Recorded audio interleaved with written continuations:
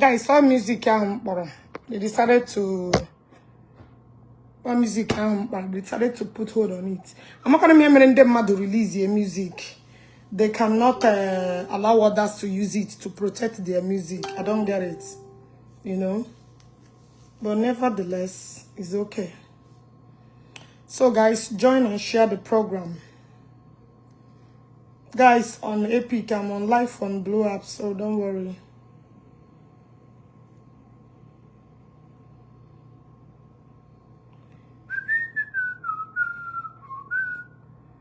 Our music, so they put it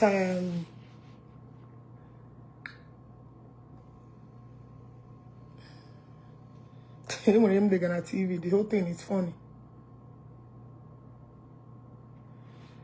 Anyway, we have joined back again.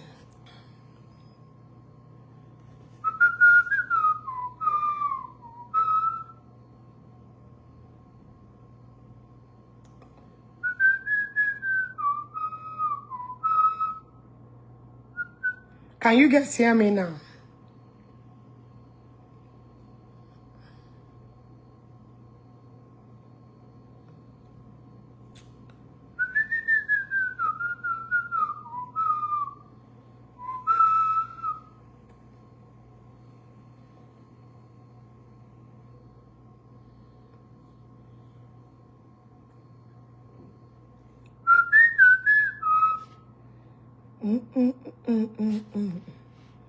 Share the program as you're joining.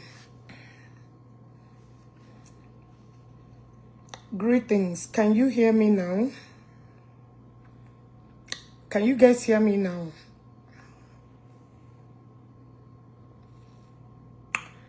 You're welcome, Ibedomin.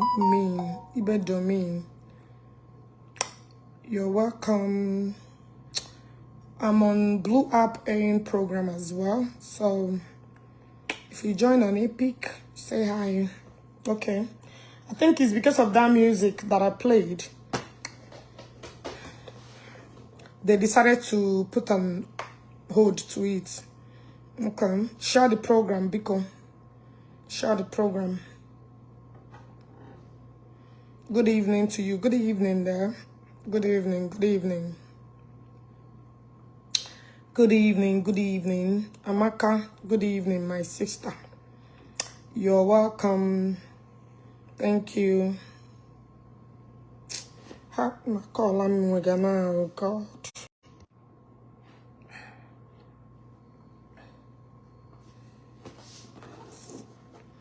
Hello, everyone. Sorry about the thing. When I'm calling here, that was why I decided to pick up call. Share the program, share the program, share the program as you are joining. Share the program as you are joining.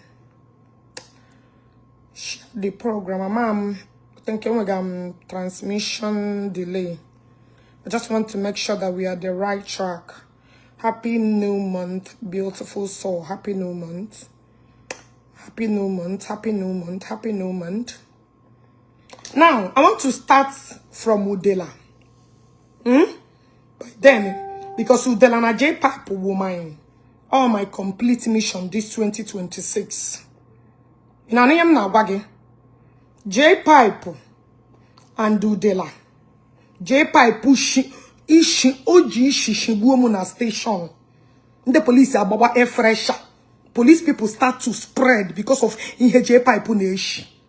Onu Jpac nation. Abamu Jpac nation. No, na basara Jpac wishin. Jpac kwoku here ebeni na nation. Mbi, imane mbi lecharanya banne ya.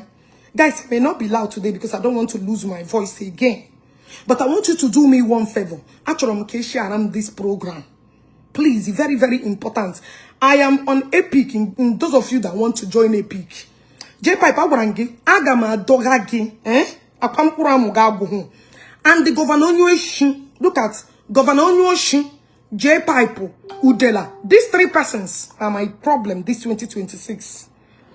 Udele, it was also, see, no de magona because you and we be him no what that you have ever completed.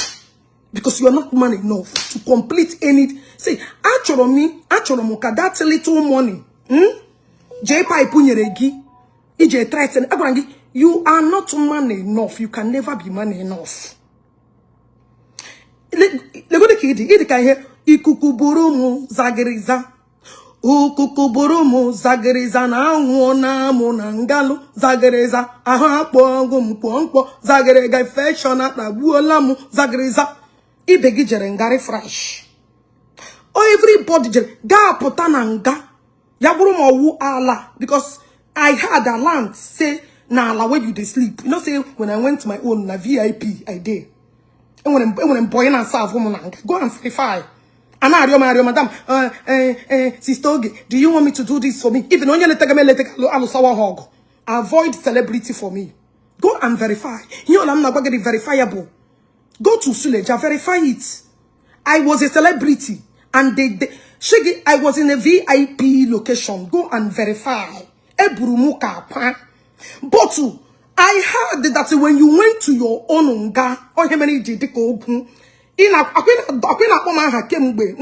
own, you didn't look for my trouble. The dollar more. Now I am out. 2026 is you, me, Udele. Actually, I want to make peace to una guys. Because I'm a pampuramu, sis of you. I got my chair pampuramu. May ya form one arm. I will use it because some of them they are dead and arrival. Those 6 blockers. 2, 4, 6. Those 2 blockers, I will squeeze them together and use it to make one small pinch arm. Because they are not valid. This guys, share this program before they. You want share this program because and if you make me map in your game, unless you will go to my other page that I'm not even listening, I'm not watching because I'm in different pages. I'm not listening. I am not watching, so you can go there. But if put here, I'm not go comment. Don't think I'm not reading. No, I don't call me a multitask person. Go and ask anybody. Multitask person. I'm not multitask. They see me, and I'm multitask very well. Okay, a week will let me block you, yourself. I know they bound and I block how they do. I shower how they get back to you. Come on, super. Actually, all those rats. Some of them should tell I no get fan. I don't say Jpac when a fan and I governor. So Udele no get fan. Udele na just Udele out the useless life ya gallery. Udele no get fan. No Jpac. Ya name fe. Ya fe chanye bre. Ya brenga ya nyoshi no manichi boy ya palili. Udele no get fan. What I go?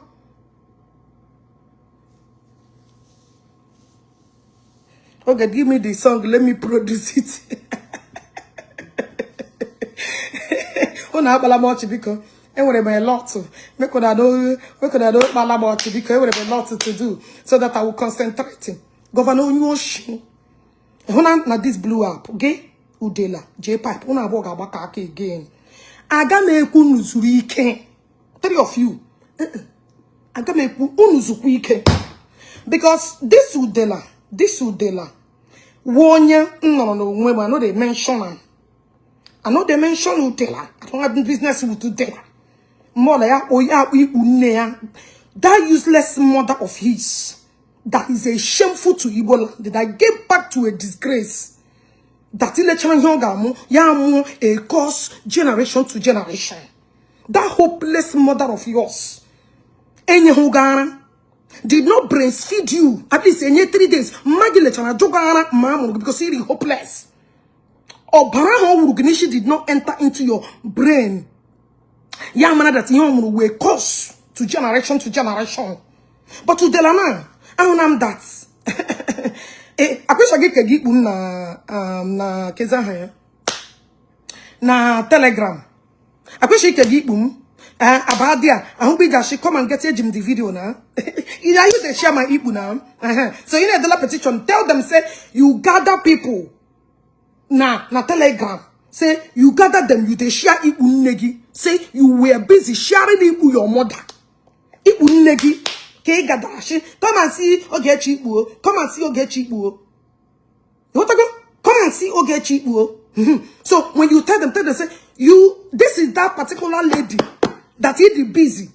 Jire ikumu, ishagireri ikumu, jimu ego na telegram. So, ego hiriri, ane mega voya.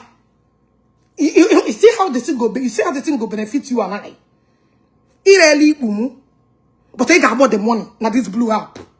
Nga ke gana about the money, no place. I won't know, I want my police. No. If you can't take it, don't start. You want to go? As far as say call number no man call go. You want to go? If you can't take it, don't start. But when you be gone, we will end up the place you will never expect. You want to? Okay, do not waste your precious time on. Sure, you know? Because. You don't advise on who you na me ya. Mbole hu no na pulpit ma. Who na me ya biko. Ki adakola mchime wesel. Okwa he dogara mo na some of Alisa my admin. With you all do in your precious time. If I can dollar Alisa no shim happy Jpac. Adama doggy with no mercy. Please, with all due respect, because avoid me when I'm on this pulpit. When I'm more at this place. There is special anointing na no munishi avoid. I need quite advice now. That's advice na comment section. Ko happy won kemonage with all due respect. Because you know na. So that it will make dispute through. Make sure you renew the Igbo. A woman then autumn. Every she need Igbo. Keep spreading that Igbo. I have the video. I recorded it. Because I'm mama. He gets deny because he won't wash. You always deny. You want to go? So my Jibana telegram. Neke come my beat telegram. Ejimi Ogechi. Come and see. Iku ya deba. Ite. Why he describe Iku negi? That's your useless and shago mother. That's a mpagi klemo na uya monoge. Yes, the man or the man monoge. Because unege bara pona. Mame bushi ba apona. Awe ya. That's Iku nega. That is the busy. Neke. Nah, telegram, ige bit of the Igbo again. Because if you don't start it, what are you going to use to warn me? Nothing. You see how the whole thing will play? Okay, play in your favor. So nda who be the Igbo here. You want to go? Imba na hane pe we Igbo na.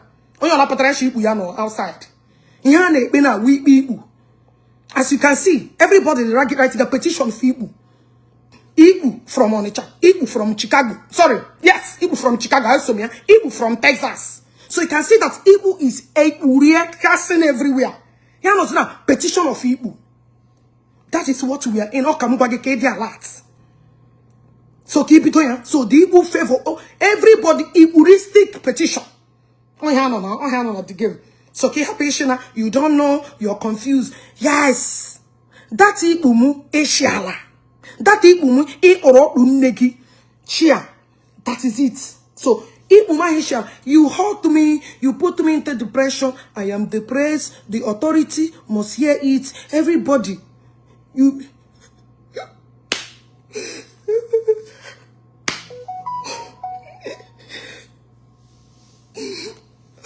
Oh my God! I can't take this anymore. I can't take this anymore.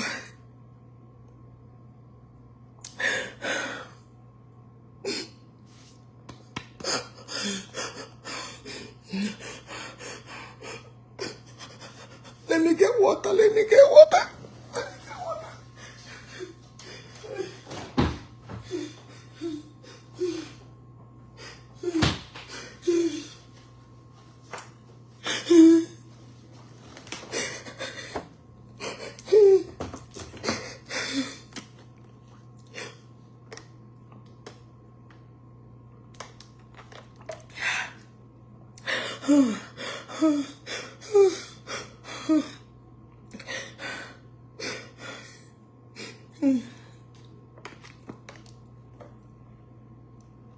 My Igbo is everywhere.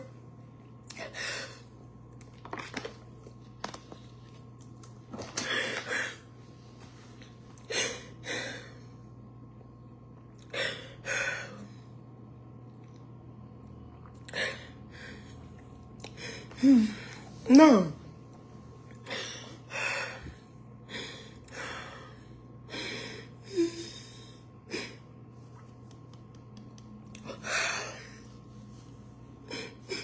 Woman pride, my woman pride. Justice for my Igbo.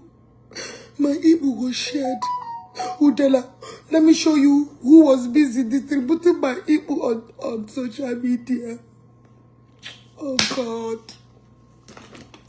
Oh God.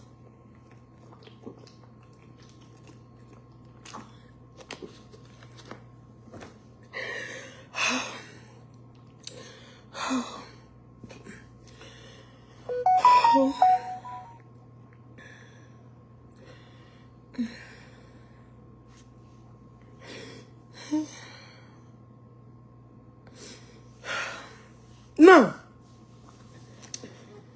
well, Igbo ma get because all Igbo petition konye no email. I get now, Udele. You see why I say that you're not competent enough.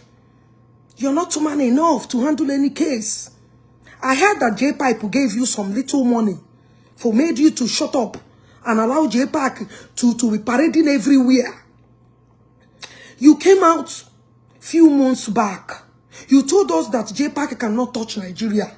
That if Jpac enter Nigeria, that you're gonna use ESS. That they are looking for Jpac. And this and that. You said people we are calling you. You called one F that life here is messed up now. The F that is then our precious woman in our life. You see why I say that you are not man enough. You are always you will not so here. In our boss here. And when he passes no your journey is to balance up. I think when he found me. I think when he find me, I told like $100 like this. I'm one again. Because so I should are born again na Abuja. Are born again. That's how as I'm talking to you now. I'm going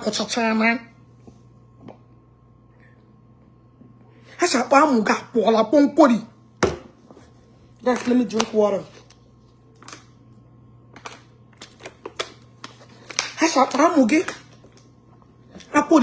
Now, you came out few months ago. If Jpac come in, that you're going to use DSS, that you're going to use this, that's what you're going to use to apprehend Jpac, to do this, to do that. Everybody we are saying, go, oh, he will do this, he will do this, wah, wah, wah. Now, let's listen to your videos. I will always remind you that it won't come with me. That you can never accomplish anything on this earth. Now, let me listen to your video. Before I finish this program, you're going to take it down. You're finished. We'll take it down anyway. You're finished. People will hear your story. You will see.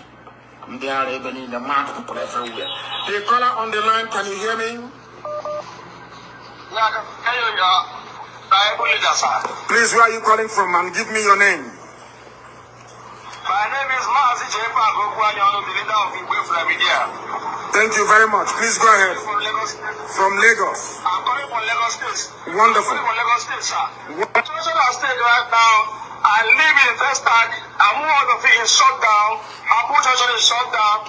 And towards also the expressway by Sele Expressway also. It's totally shut down.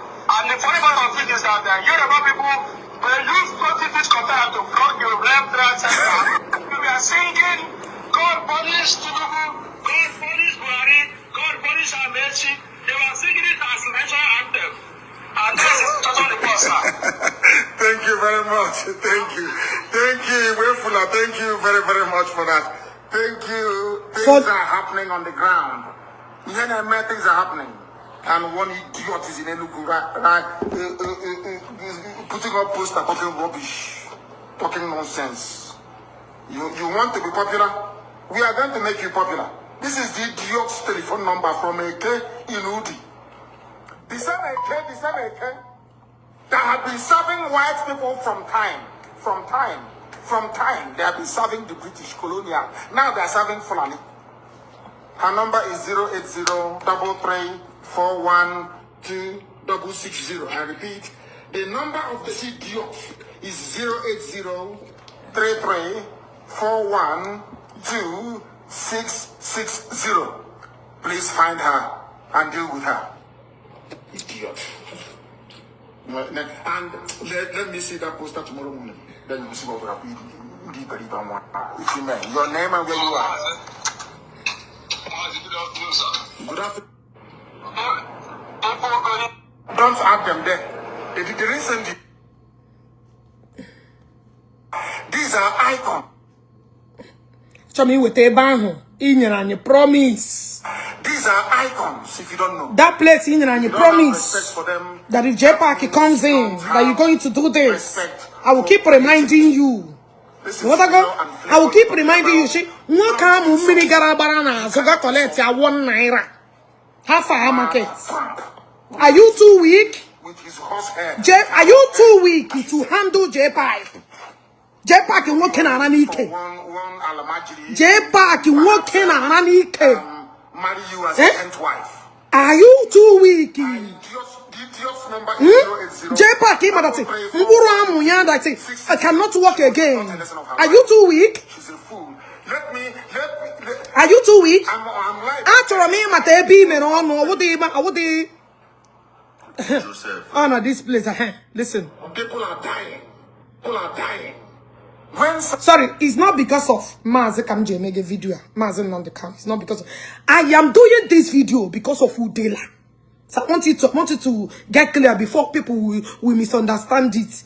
Or what I will do, I will cut off that place. That particular place on the Jpac, that threats. What I go for people misconception. Don't want you to misunderstand it because brain who know she. You understand what I'm saying? Brain is too small to understand anything. So all this video koji maputa.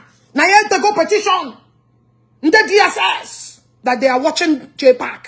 That Jpac is giving Jpac how many days to come back to Nigeria? While Jpac is in Nigeria, parading and for Shiana and Ariamu everywhere. Jpac is in Nigeria. Ne amu ke on hatch no ne uzi epo. Jpac in the it's not like before. Jpac in the use wom. Epo no amu ya wo. Hashi hona na ni ken at this time around eh. He hona collect as this time around I'm talking to you. No bia Otula Jpac chegage Udele. And I'm joking. Why are you not man enough as you promise? You came out, you bows, you put the book, huh? That is gonna Jpac. Now, Udele na majugo. Nini jinketon. Because again, I got the Kenya na kwaka. Don't worry. I'm Udele. Ngama kopa magi mantuni. No, na tebo. Agame would kopa magi because Udele you looking for me. Udele you been knocking on my door. It's been a long time. Ima give bank about people the channel na to hojo. Ke pota bere way or kun. Yes, he channel na to hojo. But give bank he channel the wiki. That's it. Haga kolirigi. You want to go? Udele in arumaka. In arum na arum ma wagen kitten. You want to go? Hona Governor Nyoshi Jpac Udele. Three of you again would not come. Three of you. Unu no kwa luta na come no womo. Unu gaga na ku blogger so go again. They have to, you guys have to start again. So come 3 of you. Unu la nanta na come. You want to go? You onyo chokofo. If onyo chokofo. So okay, unu dey aware. Now, let me continue. Sorry. Campito Ebi Bidro. Promise man what you're going to do. If Jpac will return tonight, you know our people, they do forget very easy. Our people do handling with this memory retaining issue problem. OMG hate here. As was killing young men and women, did you write any rubbish? No, you didn't.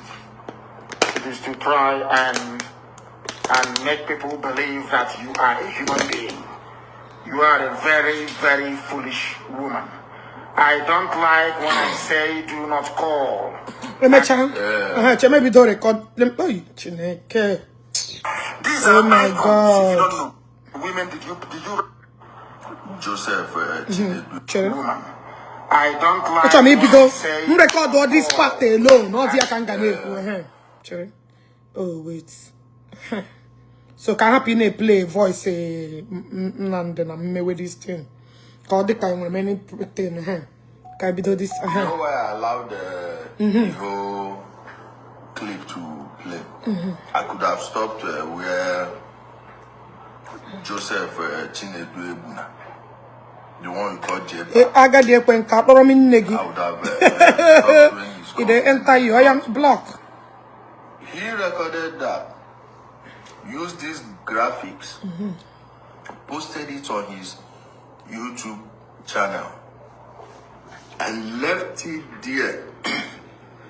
How did I get the video? When he was bragging with, he was bragging to some people who love Nnamdi Kanu the most. Battery 40%. Ogechi's Z Fold 6. To play Nnamdi Kanu's judgment, you would hear when the judge made reference to it, because it was 2 back-to-back calls. They mentioned that one was one Chidebere Ugu. We don't know who is Chidebere Ugu, if it's even a real name. But at least we know this one of Jpac. Jpac, please, stop sending people to call me. If you love yourself, hand yourself over to the DSS. Go answer your warrant. Your time has started ticking. It has been ticking before, but it's hastened from the moment Nnamdi Kanu was pronounced an international terrorist. So, I don't know if you are still in China. Start wrapping up whatever you are doing there. Come back here, submit yourself to the DSS, because if they come for you, it will be worse.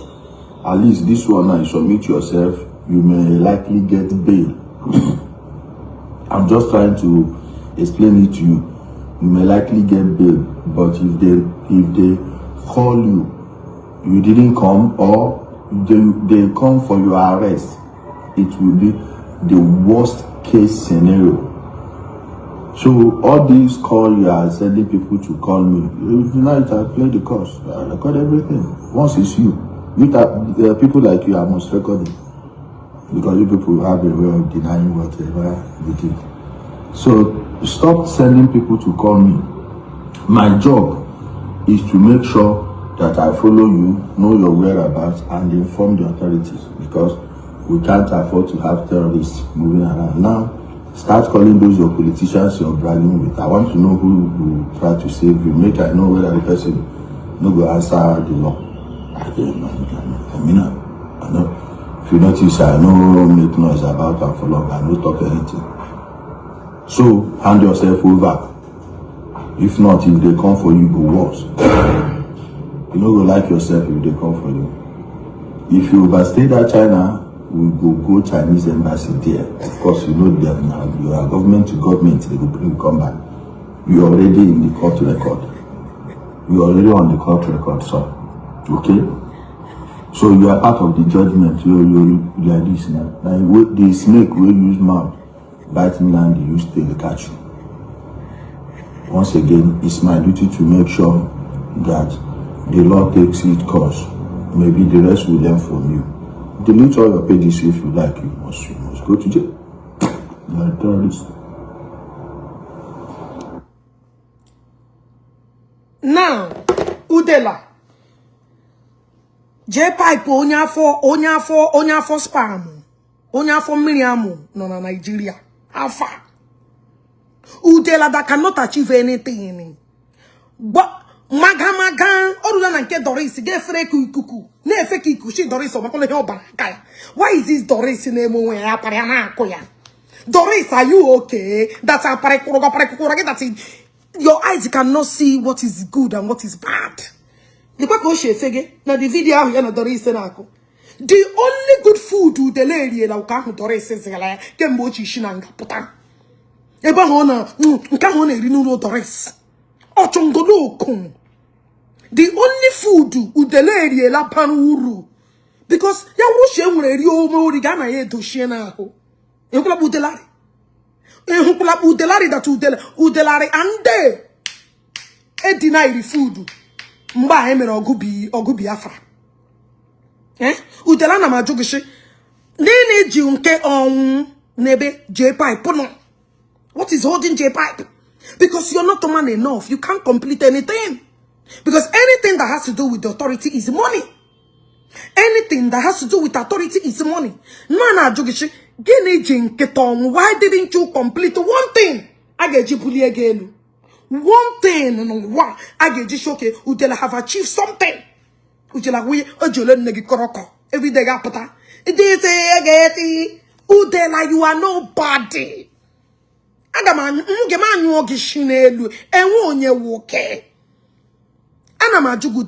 What happened to Jpac? And then what the worst part, Jpac we need to put an end to this epidemic of amu. That is my anger. Yes. And I'm joking. Nene chigi gite Jpac. Just the thing they go berego. Shigi jes you're no longer the DSS informant. You are no longer achieving what you promised us. Ajugam dishi. If who Jpac shall be Jpac in Nigeria. Are you not seeing Jpac? Just a little more. You see why I say that anybody that believes that you do anything, that's my problem. That's my problem.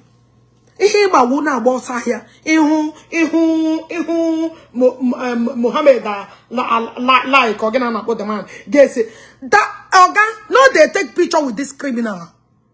He was just trying to use your picture to scam people. No, he's a born criminal. He is a born criminal. Udele is a born criminal.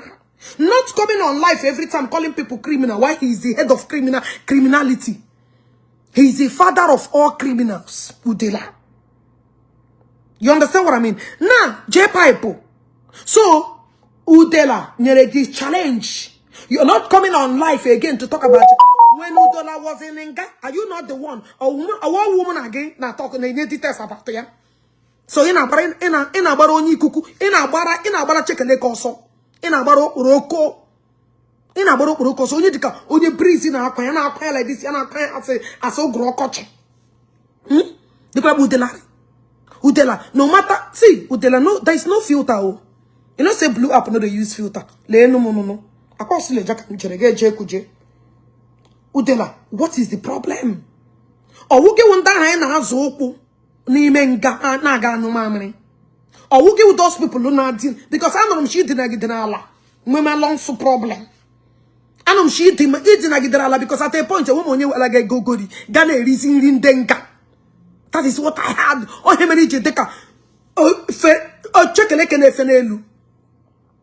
And that's it. I will get can you imana Nangawo as we there VIP, we there for bed, we there up. That's the place I need to. And when the VIP, you what la Udele hunda na la give gawe no man gas on kuna bale. Gas on kuna bale gafere. Oh do de la wo. Udele was the same people now. Actually, my long so and a woman because Udele cannot afford the VIP bed. You want or renene. At a point, he hates you Udele one. So looking at Udele now, he got mad that he hates you who will show Udele one. Udele na we common visitor. Mbam garanke mu fit even at a point hashimo that if I back out of it is actually visit every day. That's a visitor not every day. Monday to Sunday. Oh, different people no. Different people. Mana jogishi Udele. Oh, the same gara kangara. Oh, Udele look at scanning. No filter. Udele no filter. Even out there na rufi pamre. Nte ka no without songa. Even out unde na no washa one day na ko one naira na. They can look like me. Udele, I don't make up. Make up wa ge meni wig wo nle chari pe me ma share nge bisa yipere. Udele, ashemu go or pa the same nga ke another place. Ozu, the club area figure guy. Anom sheba ho ha kuru even ijazasa oge wo wunda na echu mmiri mana nga na echucha mmiri nda na enye ego ha na echu mmiri pani wunda via relax and ask mommy what do you want come and see how they were serving me na beg mommy please can I serve you for 2 days, can I serve you for a day, go and it's verifiable. Na she go and verify. You want to go? Now, okay, Angela Okoye. I'm going to uniform also of VIP uniform. Can't hold my own. Down number 16. Number 16. My bed in number 34. Or to tell you, Angela Okoye, go and find out. VIP bed code dinner. FMU number 16 code Kokoyi. Udele. Ashemge. Ikukwa ifega kaya. Onye ima say that nyem manyene awonu dia. Onye nye na ge manyene onu. Manyene onye ke nwuru. Who did you like this that he walk as a dead as a living ghost? Onye nye na ge manyene ga nwuru. Ohem juka ge. Onye nye na ge manyene that you cannot refresh again. If you can play well your old video and your new videos. Even guys, if you want to see whether I'm telling the truth or not. Because do I look better in Chicago or do I look better after Mpotanga? Did Nga make me better or Nga made me worse? But Udele, you was looking better before Gabanga Potasia. Potasia Yeko, young Potomokemu. Nga appetizing gari too fresh. Rika Yogovin, Mumam Rabam, Ndo Uti go get Ogechi, Ukwanda go Kubuga. No shimla who ebe mshifwa. No shimla who nga mshifwa. Because Ngola Meshigaga, don't you think is the best place ilahu? No shimla who nga. Because mosquito anatana whom the mosquito. Anything everywhere. Then filter no people getting a music filter. You guys know that's why people don't come live anymore because Facebook will filter. You guys know that's the reason nobody is coming live like that anymore. Rather they make video and they post. They put all these filter them, they post. You want to go? Udele, how far are you no longer pursuing Jpac? The little 100,000 enyeregi or Zuolagi for the week? Eh? I look more fresh and younger, my darling. Can't you see? Younger, fresh, body in a milk, skin in a milk, everything the milk, Udele, ma jogi, then a kepa ara, imenga. Aranage bakayada, man, I'm in a giadia. Peggy cape like chile keporogokun. Nene keji why I get there come to gage. Eh? Go and tell. It's not here Upanjak, here Upasagao. Ogechi na Bempuja my old video lay young.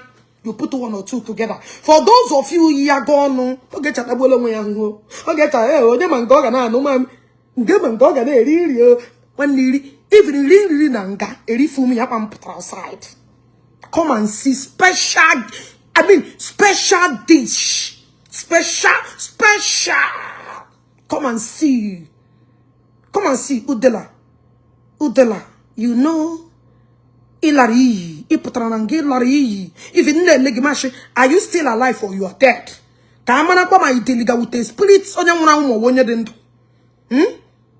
Very soon, Meta will take your video, maybe in a gay if I get a boost or a fake, Gane fake, I ne fake amusu. Ne fake amusu. Look at you. Even not because I started to lose weight. You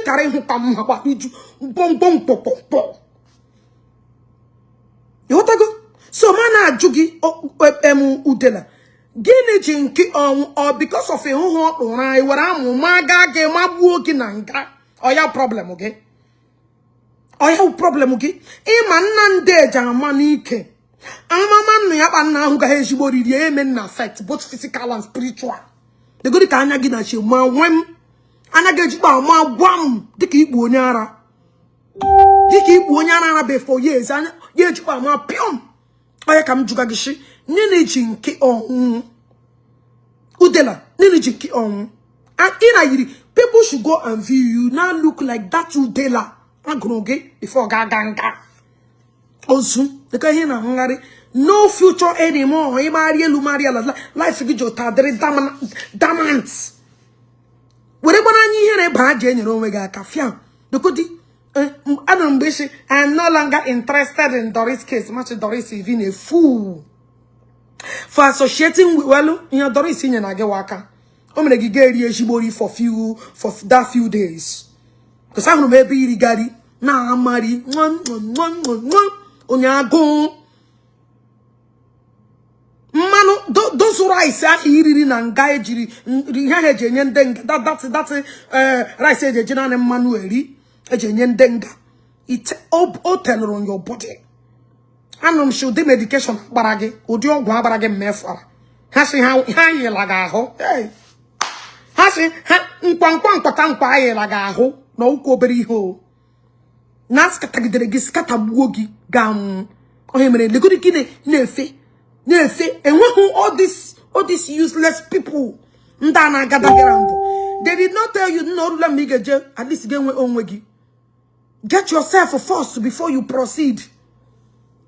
They didn't tell you that it's time for you to get yourself intact, build on wegi before you start operating again. They didn't tell you. How about okay? That ndugi need a second upliftment. Ebuelagi spirit again spiritual, wogi physical. Damage spirit damage physical. Oh hemeregi. A destroyer again. Come out. If you don't come out, come and face me. Come and face me. Puta. It was I'm a bag and Puta. I remember out chiga bola mi shicherem boro. Three of you. Get the issue. Matria. Puta no. Come out. Puta. Keonya ne disturb room na. Keonya ne disturb. Hello guys, we will call you. Sorry, as I am call. As I am call because no make una no verse. Na bomo. So, Udele, Ashemu go happen all these people. Onya ye who gone gane ye ne siki unnecessary attention. You know, I want to on finish business. I just flash it. In my telegram, you were sharing my Igbo. You were sharing my Igbo, using it, telling them that Igbo that they should come and buy it. So you should make that Igbo more available now. Chineka Bogono. Amado Hakubuogi. Oh, have you forgotten that you are a ni Ushiara? Ichefule. Ichefule. Say you was busy buying Igbo, sharing Igbo. Buying Igbo and sharing it. Have you forgotten? I'll get you. Igbo get you. Igbo get you has come out. Come on, no, let's get the telegram. Have you gotten it? Have you gotten it? Oh, you have forgotten. Tonda. Asham tonda babuo. O unega. O tamini na lebu kubuo unega hu we putere disgrace to ndi Igbo. In the Yambaragi. Ashimu o waja negi. Because one of them you direct it to that. Onyara share wun neke momogene. Because that mother of yours, you know, name it. You question on I will do my woo because oh ya mere wajiri three miserable because of Ofonye. Eh? And I'm joking. Eh? Negi, oh my shiokoshi by this time because of the pain on your gandibu. Nega just you feel. Oh my. Eh? When you was busy sharing it, I have all the 10. Jimmy, in my hand, then I will petition. If she want a petition, who can gas up? And I'm nationally get Igamo na petition, it wouldn't negi. Udele, you never chop. Police case no be your mate. If that did not drop that case on your head, police case is not your mate, Udele. You don't get anybody. The chako. My people now who picture in ese within the ndugu. HNM when he pass it. Udele an empty olopolo. You are an opportunist. That is what you are. You are an opportunist. You will tell him mbako. Or tell him mbako hewu. You are nobody. See tomorrow. The only thing I can get at home gay ogula he benefit. You get boost of pity and nage, lecture and nigga, no my email more. You need to first of all go and pity nage, lecture and nigga, no my email more, also like you. Oh, he need it. I want no, and when you get pity nage, where amuya, okoshirija bon chaba to spam muga muge. Naga who question, a watch chaka, mat wogi, just so bana batru mage mafoge, than able you meet negi. He produce something like you. Onya who keep they are ashamed of. Not to me. Not to me. I will soon I won't like. Prala Pamwa, Kamaga, Maga, Mabume. Okoshire Bafoge, where a shower, sat wogi, a chef wogi, or I can blame not you. So Udele, like I was saying, like I was saying, Ashemugi, Udele nene jenki on. I wish you know Ogechi. No will get you problem. Bem no gana pan. Nanum bem no gana ban. Na ban Udele. Now I am out. So how far markets? Let's start where we stopped. I'm sure my everlasting enemy. You, woman, everlasting enemy. No, don't chant off because you know liquid you must add my name. Anything you gotta add my name. So I don't know that you woman everlasting enemy. So you allow your because even on your something hega add Ogechi. Nkechi meti hega add Ogechi. Chome meti hega add Ogechi. Are you no longer supporting all the Google? I heard that you came to Amaka my daughter phone. Ejimiana we watch me na TikTok. Are you no longer promising all the Google that you're gonna be the one to be writing petition for all the Google? Tomo. Are you not aware that Tomo is looking for help when they get soya and what they justice if you like why is me? And I'm a chocolate get help when they my Igbo Ishagana's telegram. So are you not seeing that Igbo actually for over decades is also looking for petition? That Igbo is also looking for her runaway Igbo. Are you not aware? Ambulance or goes your jaw, Udele. And I'm a joking. Are you not looking? Are you not gonna help them? Use your money as only my DSS, as only my Lailai Mohammed, as only Monica. Use your office as you they brag when you they play these voice notes. Say Jpac. Udele, why can't you do one thing? Me go do one thing. And you na in a figure keji anegi count.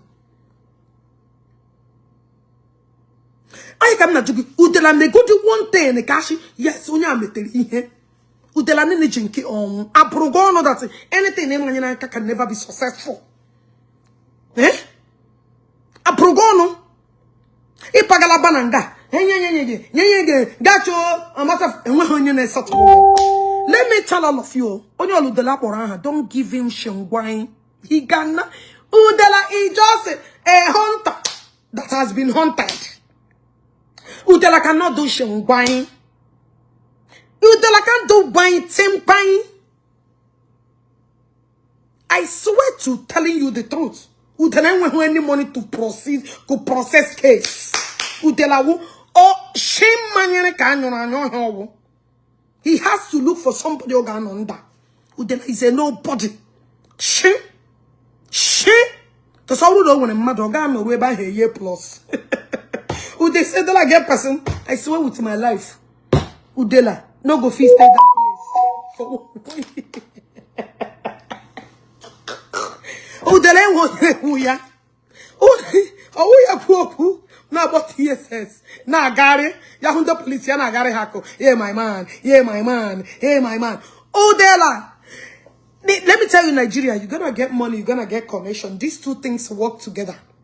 If you don't get these two things in way one, see, if you know person, I will get to the if you know somebody, I will get with the there. Even as the only thing you will a privilege you I get the opportunity to meet that person. But I will get to that honor. You must give them something.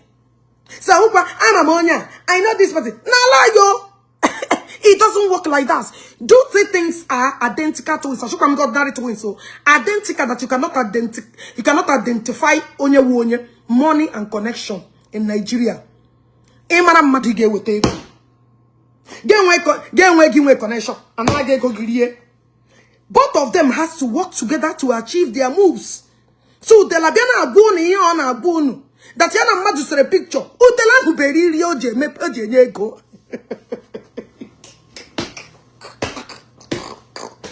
Now me I'm gonna experience the game. I'm gonna how it works. I'm gonna how the game works.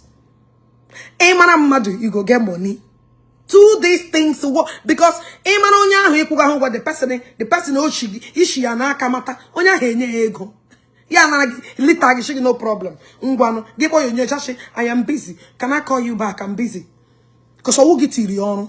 I will get when I call you go school umuya. That all my get does not mean shembine. It doesn't mean anything. So all these things, well, they come online, they show you.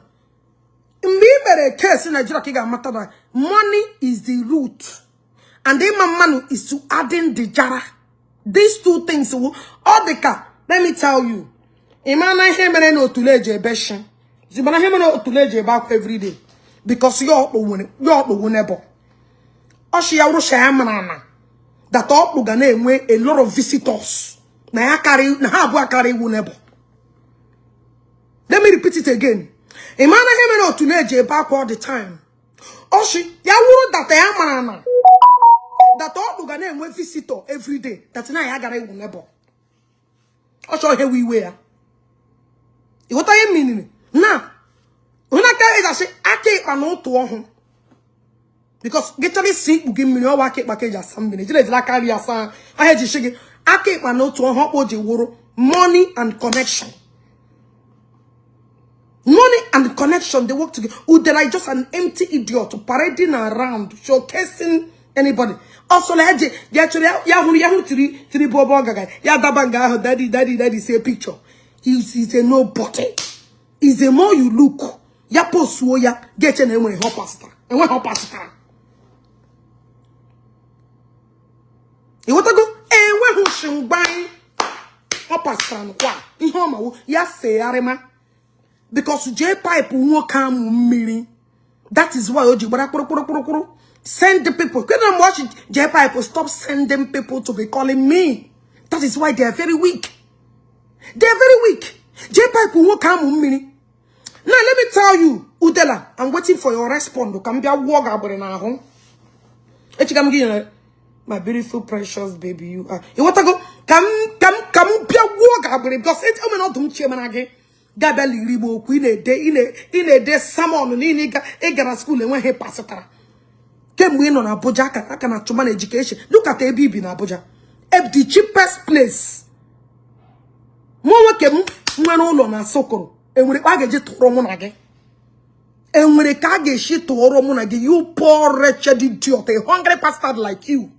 And when I get to Lamonage. 2 places in Abuja. No land, no. And that man's way body. Eba sheba webe cheap place. No. But ukegi. Mama wola brada. Mama babu gaboga. Eben da wusane ya karangwa outside. Eben da nde we body wejare. Ndeke dosu ne ona ho. Owe budela. Ejeje chotara 1 bedroom waka maneji. Ohemene mbole ho ya na aga dosu epo ya. Dosu ne epo ya na hoka. Even ya yiri wa oge buso chiga white ya ni be waterproof. Ya ga putazi ebe krotado. Ya go putahane ebe krotano ambe Udele na so white o yibia.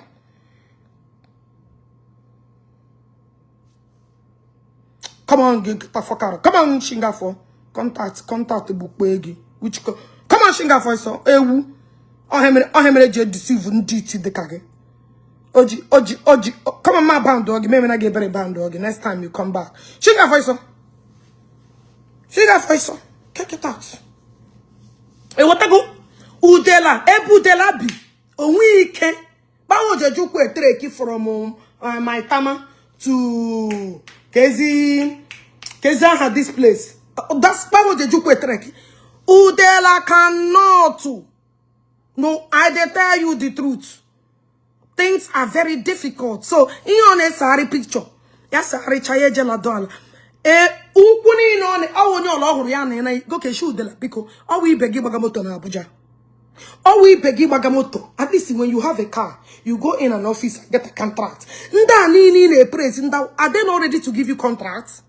Because we here now, we're gonna put on social media, gonna boom like man, is contract not good for you? Because you have a Toyota camera on your car. Just Zoro. I did this. Contact when no they feed you na contact. Contact when no they give you food na contact. Is it not contactless? Udele. Contact when no they give you food. When no they change your destiny. We make you look like it. We want 5 years. Eka deka and I'm joking. Yapa baby me. Yapa this my baby now. Yeah, me and get where the uku pasa baby me. Shakwe na boji cover here. All bagini uwa he ne yide. Give ya game get kro. Ni mu weni ni ne. Give him good sha. Awo wa jari yo. Awo wa jari yo. Gana tu kre ni mu we. Yawo gene. Yawo. Kamanga ma dole ma. Kamanga ma dole ma. Le kwa no bi ja loga buru. Abu ni me this thing. Deka. Obula. Ori angi wure lo u na upasa. Boro u na upasa this one baby. Obi ja mu ime this kafantana ko gana adona ge. Gana me krik. Odi ke na watch video. You go and watch it this night. Kema bi ja loga buru. Aruga akwampuro amu asile oversized pants. The oversized panty me. Obi ja look on one who baby man. Usu. Look at how your life would remain. Ya na full stop. Echega. Potara monake. Ebo so abo wake. Because here na power. Onye Ijele na Jpac generation. Ana jazigini ike. All the situation of things. Aga na chagini ike megi here in no contracts. Contacts when no get connection. Contacts we cannot put food on your table. Na contacts. Contacts we cannot change you mission and gap tagana ye grana luga grana lanko. Which contacts be that one? Osun na agbarangi that you even if begin aga China na daughter na aga China. Ema China is the embassy. China is the final destination of Nigeria. Because Bali aga to China. At least Giga China gets a two picture. When you go there, you take picture. All this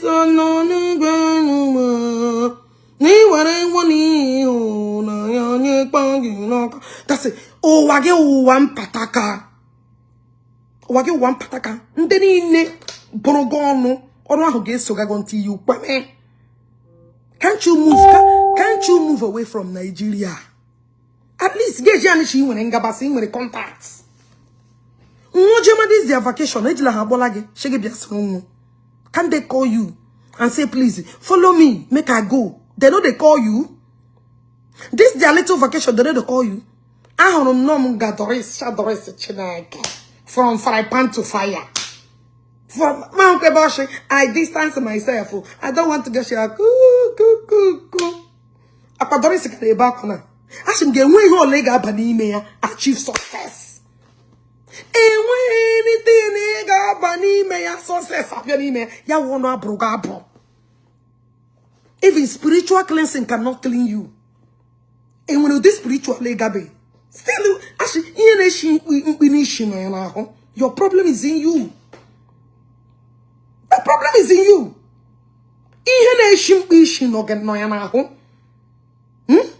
And when he till Naka that ever succeed. I don't maybe in Ashi, I should know Okigwe, ni with the Ninu Sunday Chakoko. By force claiming to achieve anything. Look at your life. Even Makime achieved, we started it.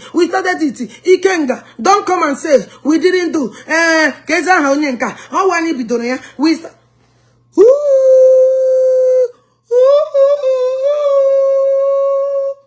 Ijele negi. For where? Abrogono that you lit ilaka. Yarumo ge wishi ata. Ajorogaka that you lit ilishi. Yarumo ge wishi ata. Now, Jpac, let me now come to you. because all after you, Governor Onyoshi and share the topic. Now, Jpac.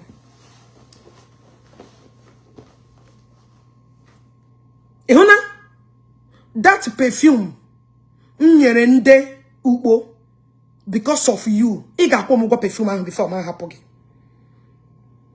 Ehuna, that perfume, nyerende ubo, iga kwa mugo perfume before I will let you be. Jpac, ehuna that perfume, nyere ndu ubo. Nwojiri gba their police station.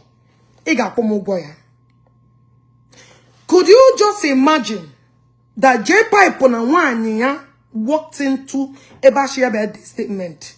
Why he couldn't write statement? Wanya Zuzu. Zuzu ka hu na eshi. Ha papa ihe na ahu ọ na eji filter na eme. Ge hu that lady na mmadụ ga agbalago. Get who that lady na mad regabala. Hapo kwa filter make me beauty. Jpac neshi. Wani ya neshi. Deko bande police je kuro aka nini. Jpac mdomano wa come and debunk what I said. Come and debunk what I said in me work on a police station. Come and deny it. The police officer, the IPU, Jpac, that he was somebody got bad day like this. Did you see me spread around my corner? Jpac, well, I'm not surprised that Jpac can because you know why? This is not Okasaga. So for those of you that think this is Jpac, I want you to come and debunk what I'm saying. If you don't debunk it, I'm again. Jpac, mahi du loche dubo. Ocha hi dula e osokuru soku. Mba hunu biara ibiara bia na asigi bia na petition ga na akpọ call na akpọ ikpo Siman Global ga akpọ baby oku ga akpọ onye nka to bia no ga akpọ akụkọ come and put petition no come on she's here that time ibiara asigi bia the petition mahi li ara jere ikpo unintelligent criminal ko bia dere gi petition ka ha abalaga ka ha to de shimbu ya wa oso nripu also, I say again, uja wa for ye peruzo. Nripu. Jpac ashimgi mahili ara. Otulage sokwo na that place. Atugamashi ebe she from this place she ebe. That's it. Gehum pa fe we livielu mana joshe. Yo wo pantu onya araso ko wu ikere mmadu. Jpac was smelling. Jpac was smelling. Pick a record all this part and repost it. For those of you that want to record. But give on don't post my video. I don't want to have anything. Give on do not post my video. Jpac. Ashemugi. Oh God. I question my father. Question my father raped me. I question my father raped me. Ogechi Okeke Njaka. I question na my own father na mkuru na mnamu rapuru ma to yanga. You see what she said? I question Ogechi na mu na agba akona. Na mmonu how many baby daddy? Na mmonu 3 different baby daddy nwa. Na mmonu different children. You see what she said? I question na mu imbecile children mbe ma gbagide hozo. Guys, I'm imbecile children now. Program. Can you lock in this America? Can you lock any disabled child inside? Those special needs kids, can you lock them anywhere? Can even no longer program? They cannot even take noise. They cannot even hear somebody put on a line. They claim one that's not him more. Young lady, go to. Be umaka shile kwanga mnono upo. De kwanga mnono upo. Ye nwe the audacity. Be umaka shile kwanga Ogechi akon. Okay, somebody put a bomb online. Oh, Nana Momonomo, Namshino, Obakonum Nike. Jpac, get with them when baby then. Oh God. You know that's your useless Japan show wine. That 550 years old woman inside, but to claim young outside.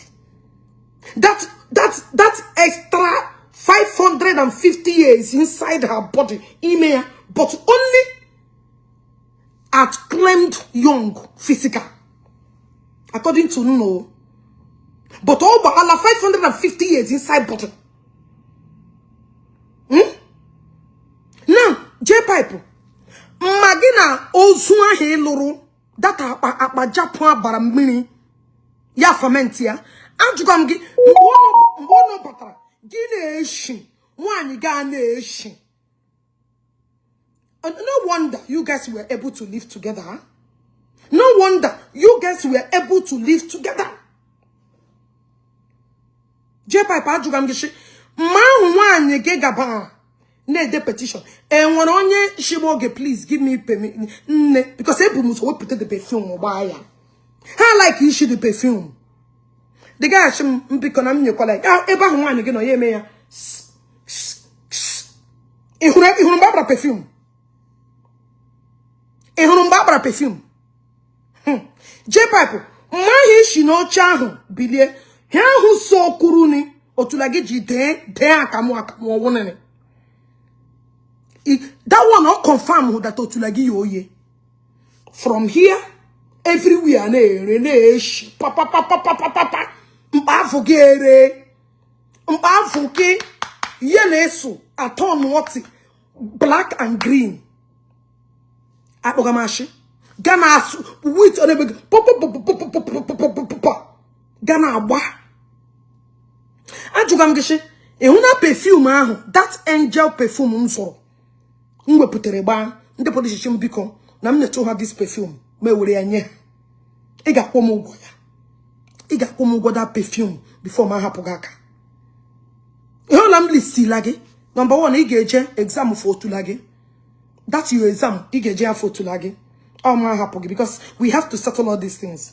Number 3 wu ị ga-prove ebe nna m nọ amụ ị ga-prove ebe m mụrụ embassy children. What I go? I didn't get something with the matter. No, no, fanyana. Because the videos are well saved. And what I go? The videos are well saved. Now, Jpac. Otulo go give me, Otula go give me my room. Mbashigi de petition, in my petition, just okuhana, namun, and when she get the voice, okuruna, nande, kidnapper, gaputa, babuamu,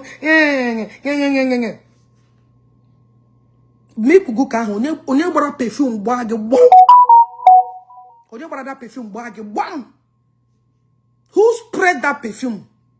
When that perfume I spread, lishi, oh, I like calamishi perfume, or more. I'm going to get $230 with the tax. I will be $299 something. You want to go? So okay.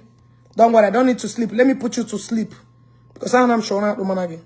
Oh yeah, Otila. I don't need to sleep. So I will just put you to sleep right away. Okay, because I'm sure Urula made a choke in Yegiri. There is no food now. Oh yeah, laba. You want to go? I am Jugagishi. He is Shiga. Apamu geshi. Otula geshi. Wani geshi. Jpac. Ije zurejibo perfume. Onye one body auto. Onu geshi. Onu Jpac. If I'm lying, go to Newi. If I'm lying, I want to be Newi. They saw me. They say, "Get in this ceremony." Na kwa monage no one. Shambao. Mpa monage. I want your auto. Okay, chow monyo sumeni. I want your auto. Okay, chow monyo sumeni. According to said, we are not the one. We monage relate here. Ha biakuwe. One of them epite nganshi. Ihe this woman ekuro wash.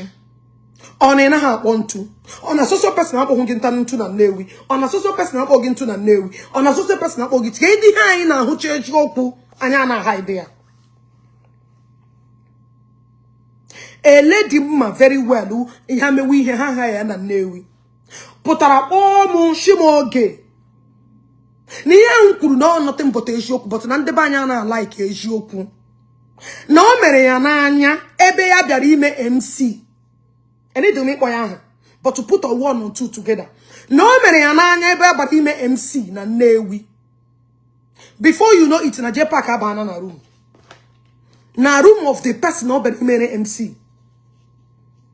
So you put your look can they take is over. Yes, you okay? I just got the person there, na lawala. Na le kwa kaya brana room. The person that shows her she's here from the back. Na le kwa be Jpac yero tula na pia Jpac amo. Na lo Jpac amo. Kwem. Na nka kaya jiri anya ya ho.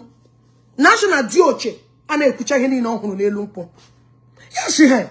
Yo Jpac ko wu Jpac. Yo Jpac a well-known person. Ama na Newi. A well-known person. I'm not gonna call the person name because kem pora una chori jia linchi emu no. I gonna make queer like this. So ijizire gago ezegono. Jpac this woman she na ya bira dia huzie gi ya woro ge kpohoro ishi. Ana aloge ya. Ana aloge ya. Nyahashi na wa ya patakoro nyashi yo otaka ho matara no wonu ge onyo go if I'm lying big men ndana like umu nwoke ibe unu try ya na ya wu Jpac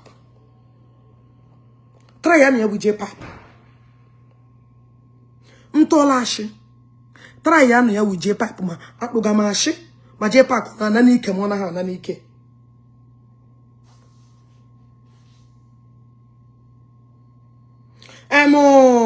Uchechukwu, this program I'm conduct again when Mam Jiri mention one here. This program now I'm conduct again. I never mentioned your name. Whether you think or you're about to think you must not watch me. And let me repeat it again. Maka block again. Did you hear what I said? If you don't like the topic, if you don't like the program, just exit. Shinga for your own good. She here poor because this program did not mention your name.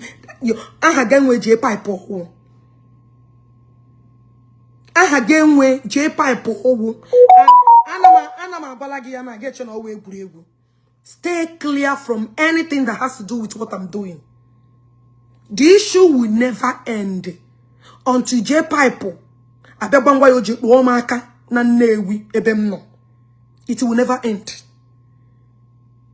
Issue muna Jpac amade himself na onye muna en with the problem ade there where Jpac has to call the very on my phone. Let me tell you, madam, kawoga madam, stay away from this place. May you do from me. Stay away. Stay away from me. Jpac, let them. What on them? I'm in the house. All of them gathered. Over 300 men. Uncountable people. Him no one move. Come on. Ya wuru wan negi ige megene. Ya wuru wan negi ige megene. Maria ha show accidental discharge aba me be babuom. Ya wuru na mere ni pam. I show was na Akwiba Ogechi sheme. She's a very stubborn person. Oh your name. Oh same thing Jpac putara bia nyu nuzu. Mgba biara na ngabe woman seed bi bumegbu. Ko putara shi na mkpokara akpo na akpo gi na side Jpac was not there. Jpac not there. Nani ha no na akore Jpac abenye people first news. Are you seriously? Did you just commented this thing now?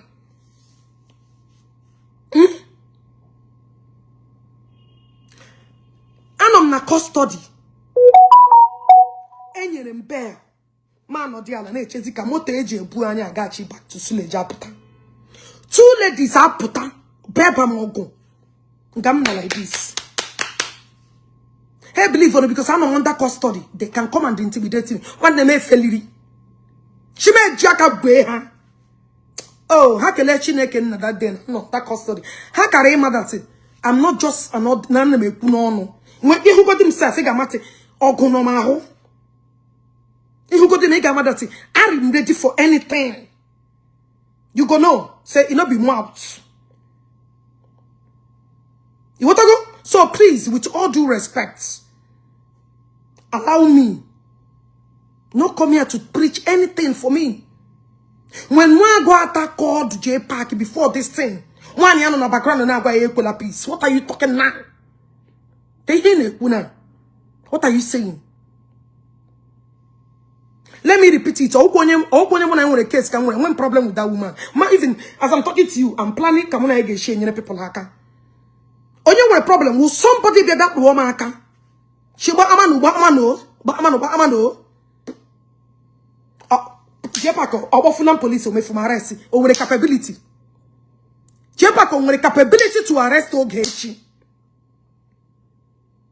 On the capability to arrest me.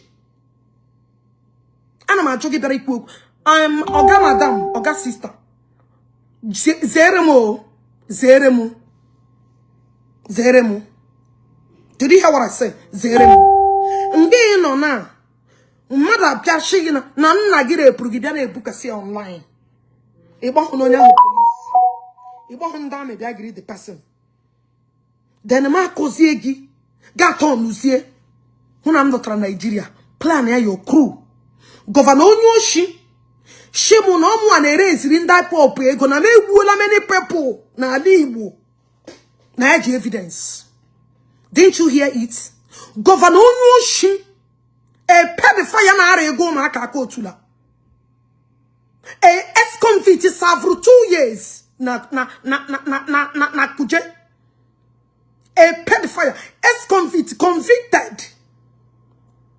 Pota no maybe na me wula how many people na Nigeria with no one erasing in that popego. Na evidence. If you governor Onyoshi work anyampo. If Governor Yoshino bring out Ebe Muma Burumado Resident Popego Chineke Abuono Chineke Abuono Henry, I've been monitoring your comments. One more rubbish from you indirectly my block walking. Did you hear what I said? You don't wait and we home no. It is gay go. How many people na southeast? Again, now me tells you with everything in me. A bit of it, with just introduction. I can name introduction. I'll be jazzing out their videos in due time.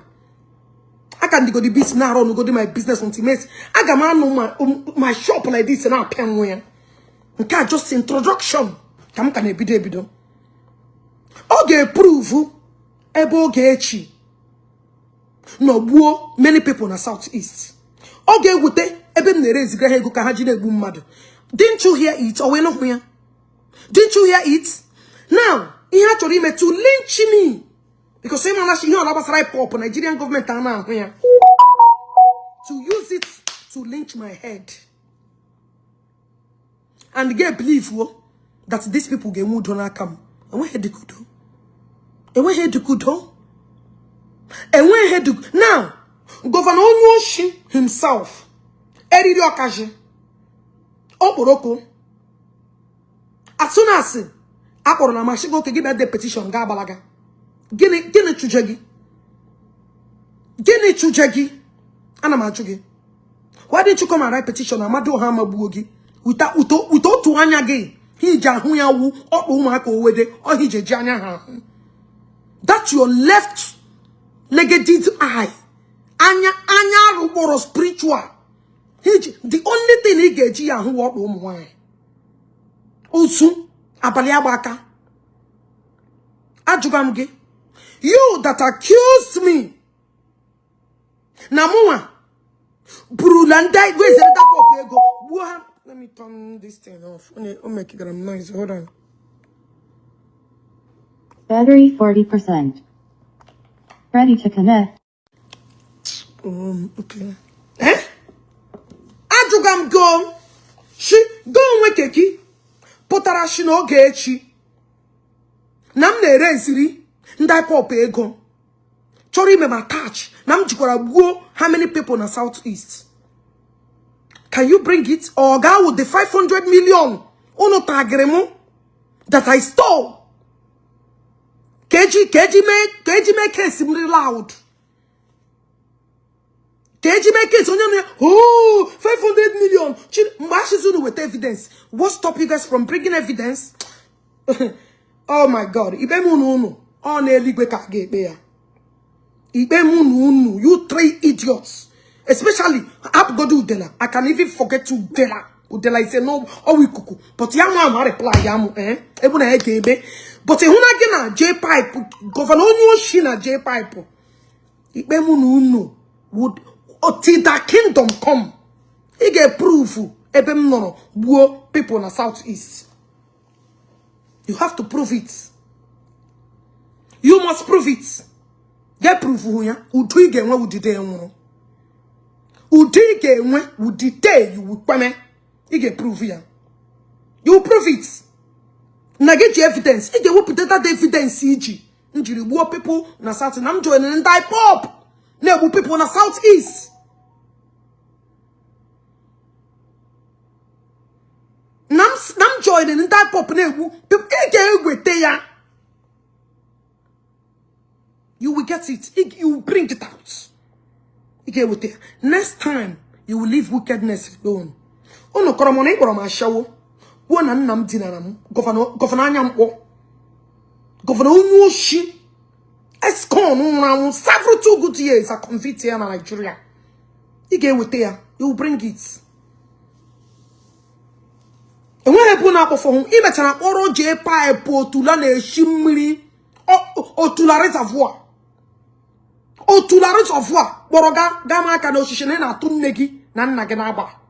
That's your left eye. Abaragi did not open it. That's your left eye. Abaragi jejegito shishi. Idiot to Jpac peri. Any man that he would la spam la brain ye. He cannot reason. Gahapo haraso to no. Gahapo haraso to. Ebe muna gishi the same place in Banese. Ebe muna gishi the same line. Dini mene iba homa kukwa no ko. No wero to laga ho suma baraga ho. Ya be kola na enwe any man. Wela mu me gaji no Ogechi. Na hachwam. Geje to a useless place. A use eba wuha lagi, eba wuha lam nage, eba amuhogi, eba relating, nnegeshi hudia, nnegeshi hudia. When anything that has to do with you, that connected to that oshishi, gaga da, ewu, chere anama piano. Those we they come, get on radio. Wadono forma, no munu. And when other people will just pacifies, oh munu. Especially you too. That Ijele sleep for him your na chineke punu no dema for me. I want problem with any other person. Oh na poor. What I go? I want to go no when I come. No, hey, Jesus of who made me and Dona. Let God save me. What I go? Let God save me. As I'm talking to you, I'm na epic. And when I pay na gagaro, na mano na this thing today na TikTok that one of my phones I push me log with the other account. Oh hemene ho. I'm not going this account or the available kamji back on TikTok. Okay, let me manage this one to enter TikTok. That's fine.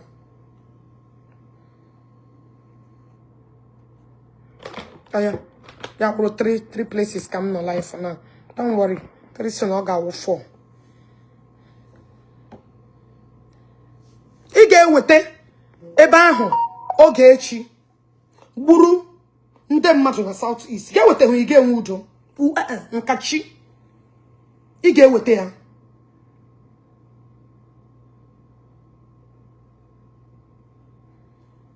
Let me ban you for even commenting this thing. Let me ban you for now. Oh yeah. Abandon again. And make sure this program you may come back. Iwotago?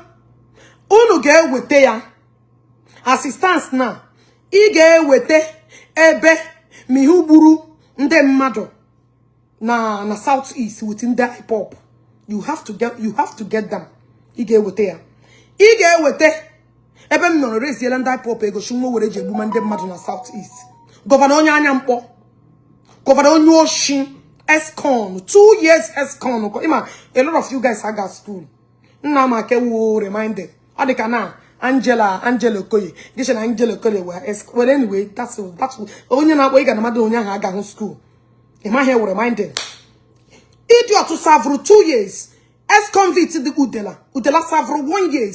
Akoya mponishi for complete over a year plus. Una ESCON they mention and Ogechi una they call her, no they call them. Odekana Angela got reminded. Una shika Angela now ESCON. Odekana Blessing CEO got reminded. Una shika now ESCON because unu need to work grad school. ET kono ET. So I'm not bothered. That one doesn't or move anymore. So what I go? I'm on TikTok. I'm on TikTok now. Just joined in. Governor Yoshi, don't worry. Ndim batame with extra phone. Can't gonna play. Deal no because now as I'm in 3 different platforms, I can use and once many other phones to operate again. The 3 phones can use at the same time. What are Governor ex-convicts? Onye rela nwa akira ko tula. Ex-convict were li nwa akiri buga ya guwa ya kpokpo.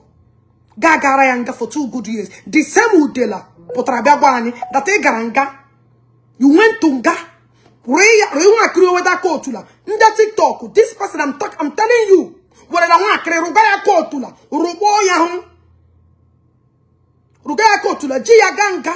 Oh, a pedophile. That's what he is. He is a pedophile. That is who he is. Oh, a pedophile. All he cares about is to look for little kids. That is why you have the infantry, have the impetus to say, Ogechi, nam so degerezi ego, nandai pop ibu madu. Oh my God. I heard when I returned, Obiko na phone and 80. How manage? Eh? You, first of all, because when the screenshot when you posted it, that Ogechi have returned. Get me chat delete here. Oh my God. Get me chat delete here. I don't know, Facebook are really too quiet. Many apps are really too quiet. I have to start again with one. You want to go? Abraham Jpac, leave me alone, even directly and indirectly. Don't open an old wound. You refuse. Get bro so with Mwishiga nubo. Perfume means spender. Ebi shiga na apa spam awe like ime ike. Akuno man that's it. Ana chago gasa ho ugu mmiri. Spam e sheba ho na aputa. That when issue on issue. Couples with issue on him. Imagine how to let you shine. Imagine the mini she has so this is not a laughing matter. This is not a laughing. This is not saga. This is a real deal. John Jpac, ya confirm woman. Onu ya oshigishi. Mbavu yon tonu black and blue. Mowu ahuya ni no sokuru. As a soaking water. Sokuru ruoni kea. Ya puta. Eba wotu ana go mu kaka. Go and see joy if I'm lying. John yama kamashi. John onyanya mpo ex-convict mo gbara oso. Mbo gbaga oso ye bishi na gates because otu anya re ya mma. Ex-con obaga the police say why yes I'm coming and na akpo ya ala. Oji otu anya mpo ya ahụ agbaga oso. Mo nwere ike that time ha bịara na hotel. Ne ya the day ya enwere m evidence. Mbo abezi na station shoke come and write petition now. Ijiri kwa onu jikpota Ogechi here. Onye olo oso okere na oso oke na oso everybody na oso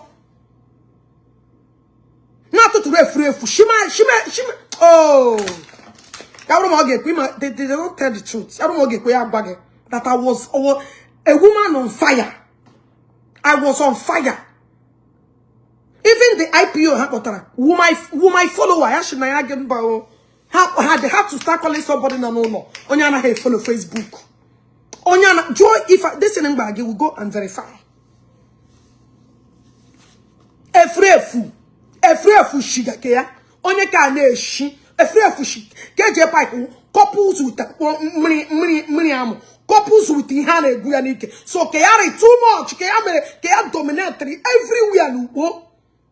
Yame Bafi Yaba Chine. That one is the worst. That one is the worst. That one is beyond the imagination. Only like this. You already came how many days out of China? Man, well, I'm not surprised because one year everywhere. I have meaning. When I tell you reservoir, it is a reservoir location. Onye hit today, me like this everywhere. Let him come and deny it. Ozu. Pori he miss your MC job the other day. The MC ana boya. Yeah, pori he miss your MC job. Pori he miss your MC job. Ana boya. Okay, 24 hours. Come. We are here waiting for you. Yeah, she happy, but if I'm like joya.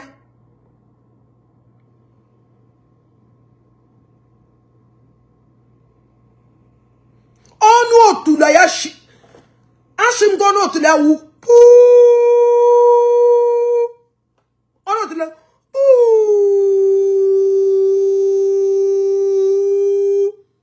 off got a breeze. Off guys. This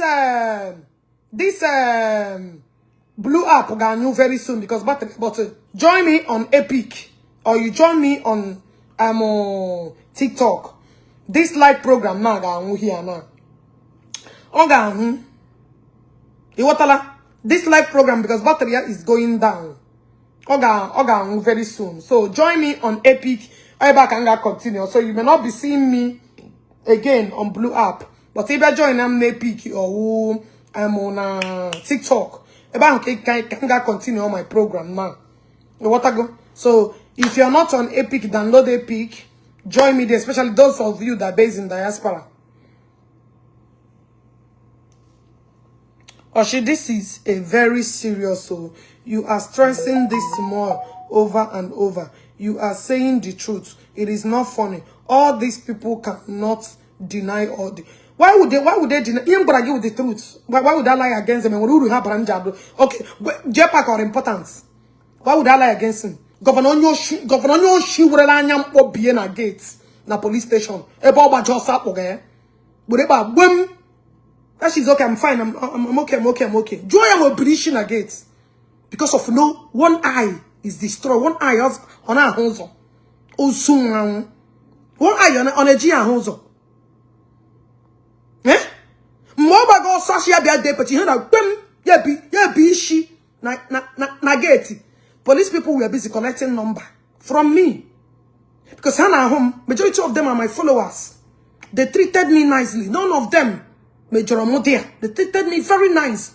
Yana also, I said, okay, come on, put them. And I nani Jpac potula depan or me de onyo boga dere avam.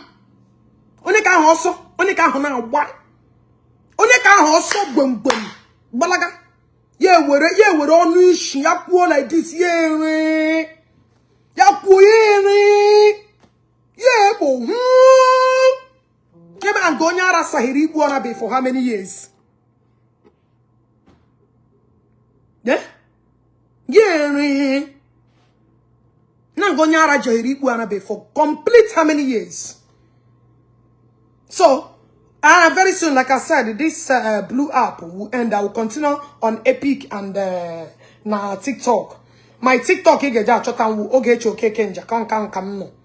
Ogechi Okeke Njaka Kalisia. Another one no. I want him not queen of all queens. But each on Epic, if you look for me on Epic, where you will see me is directly on Queen of all queens. Well, download Epic. I am on TikTok. Okalisa, good evening. Thank you for joining. Because very soon I'm gonna happen at this Blue App. the blue app gafetane because this journey will take a long time. Nobody go no oh Jesus Christ. They just actually I'm the they said that they thought I'm playing. That one that anya ya harema ko like bam be na gate. I wish not that remaining one for afọ na hotozo. Ye be na gate ye meshicha. Ya na bia menye mayari. Nani hoga na ahuziwu mbia mama pack ala ya Udele. Ke manu Udele anyu ashe. Ma pack ala ya hunye erie. But all lucky one eye is still functioning. Otu anya kana anu. I ga-ebute ebe m jiri ebe m no gbuo na ndai pop na na-erezi ego ha na-egbu mmadụ. I ga-ewete ya.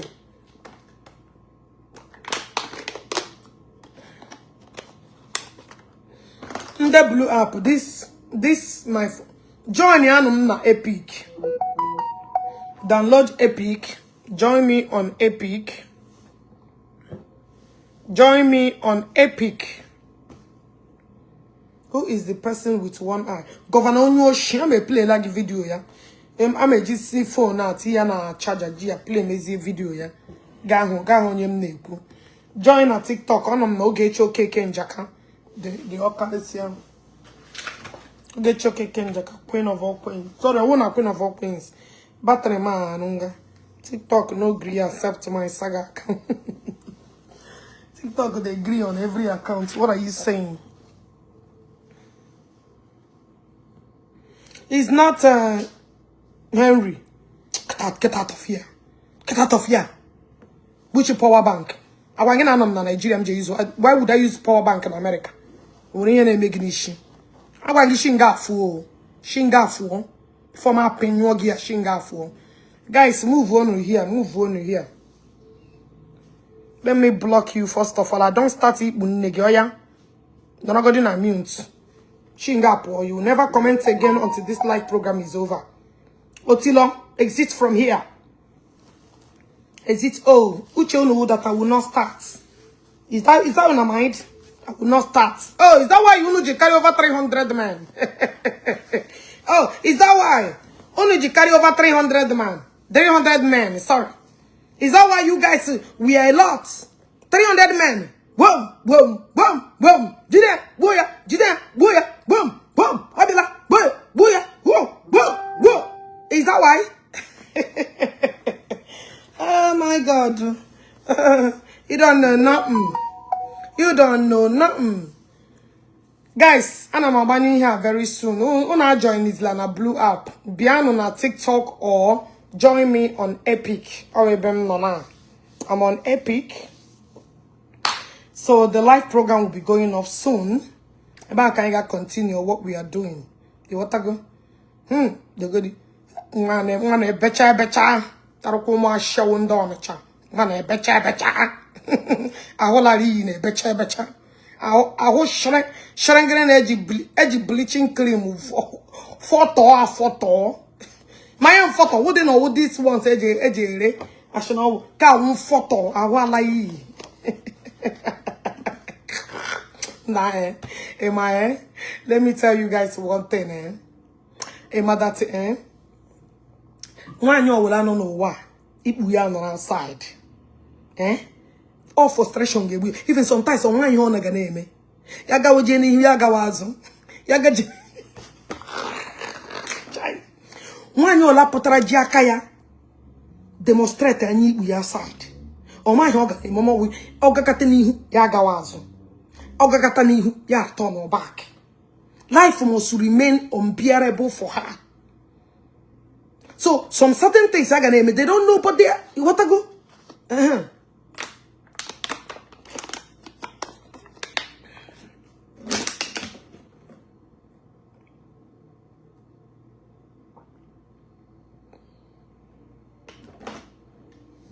All right, guys, come up on na blue. Battery man one now. Or very low. Very low. JMG happen kono na join. Hey, Ijele Mama 6, how are you? Kono na join in TikTok. Ogechi Okeke Njaka. Bịa na ebe a ga-eburi ya here. At least ana amata more Jpac. Onye oshi. Echemishina what you told Ogechi in 2025 awughị eziokwu. Echemishina what you told Ogechi in 2025 was not true. So finally what you told me, many of them. That one is no yawa with the richest in case you no oil company. In case you know oil money himself.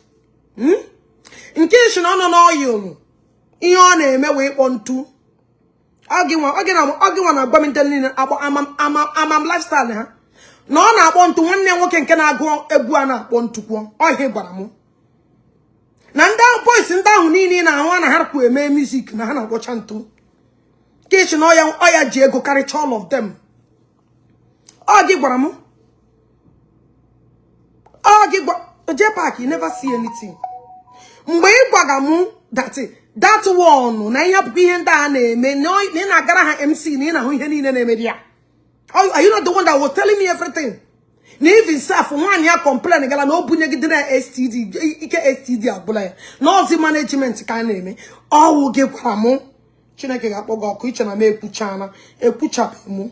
Yani ni baramaga ni kuzi indirectly. Unu jizaku unu na aguzi ru no no. Okay. No. What that one? Oh, Ogechi Okeke Njaka kam no na ya because Alisa, remove that one. Oh, Ogechi Okeke kam no na ya. Ogechi Okeke Njaka we ban kam no na ya because I want na that one. That one is shemo. No, you no ya kacha he go jide. Na even self now. Nwanne ya nwoke nke na agụkwa egwu.